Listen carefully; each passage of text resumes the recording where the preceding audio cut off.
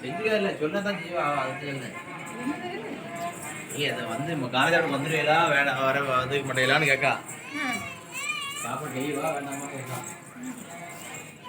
இந்த அம்மா பாதுகாப்பு இந்த அவங்க வந்து பார்க்க இல்லை